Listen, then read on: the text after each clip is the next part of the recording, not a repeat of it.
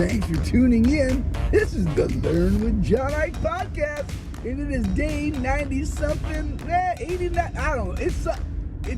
We're deep. We're deep in the year. We're nearing the halfway mark on my 180-day drive to school. It's funny because I came off a winter break, but I haven't posted the podcast going into winter break, and so it got kind of confused. But I'm going to post it all and get back on track. I like to be 1 week behind so that I got editing time on the weekends. Anyway, not the point, man.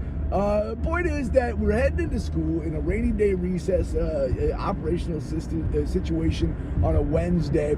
And, I was listening to I popped on the radio as I got in the car, and I was listening to the sports broadcasters talk about, how many RBIs this guy's supposed to get when he plays in the Major League Baseball next year, and how many home he got, and all this statistical analysis of this particular player, like, hey, how many RBIs, how many home runs, how many yada yadas, and I'm like, man, it's such a quantitative thing. These professional athletes are like, hey, are they worth $100 million? Okay, let's take that $100 million, break it down per game. Okay, per game production. We know what production looks like because we got the Moneyball figures. We're like, hey, if you score more runs than the other guys, then you guys win the game. The more you guys win, the more likely you are to be successful. There you go. It's all pretty quantitative. And then people add the qualitative, like, hey, this athlete's a great leader in the locker room. We like the way that other people are lifted up because of this person's, qualitative affect. But it's hard to put a quantitative measure on that. But it leads me down the rabbit hole of look, we talk quantitatively and qualitatively about these big contracts in sports. And then we want to shy away from the qualitative in school, and it drives me a little bonkers. Okay, quantitative analysis, everybody wants to measure the performance of a school teacher, and they do so based on these quantitative measures that measure academics. Okay, hey, look, I'm not a quantitative measurement hater. I don't love statistical analysis that's strictly based on standardized test scores, but I as a person with a doctorate, so I'm a researcher. As a researcher, I get that if you want to do a quantitative study, that utilizing standardized assessments helps you do that type of quantitative study across multiple environments. I think that you can utilize quantitative analysis within your own organization, utilizing your own benchmarks, your own grading systems, things like that. It's just a lot more work. To validate those scores is a lot more work than to just say, okay, we're all going to use the state analysis. Regardless, I don't hate quantitative analysis as a metric for how we're performing in schools because, some of learning is benchmarkable and measurable against a quantitative scale. So yeah, let's do that. However, I do hate the quant only, because we don't do quant only for other industries. We don't only use these quantitative measures. There's a lot of qualitative measures that matter in school, and that we don't try to measure them, right? We don't try to measure the locker room impact an athlete has on others. We don't try to measure, the support that is given to, oh, there's Johnny Eick right there. Whoop, whoop. I was watching my son drive to school. That was epic. We don't try to measure, the qualitative impact of a good, classroom culture or good interactions with families. Do families feel supported?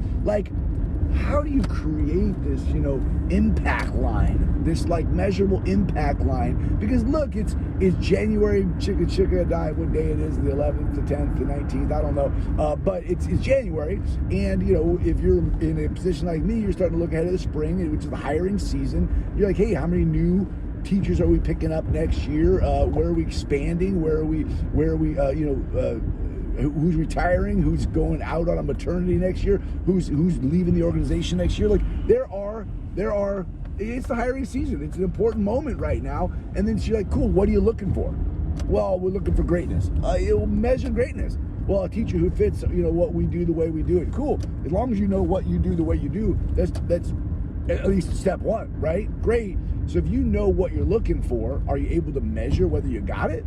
Because that's really tricky. That's a really tricky deal because every classroom every year is different. So if you're strictly quantitative, you better have a growth measure, because if you're strictly quantitative, you can't always be like, well, every classroom is the same. They should always meet the same measure, same bar. So you're talking about, cohort data, but kids come and go, kids move out of the school, kids move in, situations change, curriculum changes. It is really hard to get longitudinal data quantitatively to measure up year after year. Now, I know there are organizations that do that, and they say they're great at it, and they're like, they're zealots. They're like, nope, we believe that equity means all students will achieve at high levels. And I love that thought.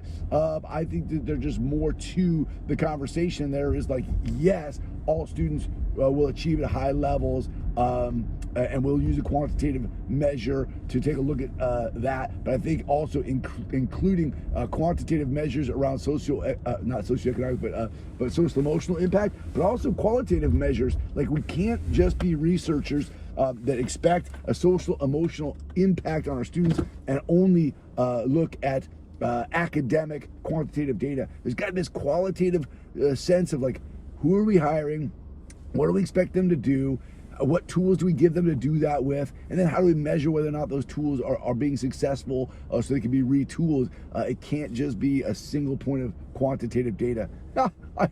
So, as I listen to sports broadcasters talk about, picking up a new Major League Baseball player for their organization, they're talking about home runs and hits, RBIs, but they also talk about the impact in the locker room. I'm like, yes, we have to do the same thing in our industry too. We're looking for quantitative outcomes. I get that. Make sure you understand what that is, but also like, what are the qualitative outcomes and how would you measure that? All right, I'm in high school. I got work to do. I don't know if this was made any sense to you, but it's a thought process for me. Like, how do we look at the data? All right, my name's John. You can find me on the Twitter at John_Eick. I'll catch you next time.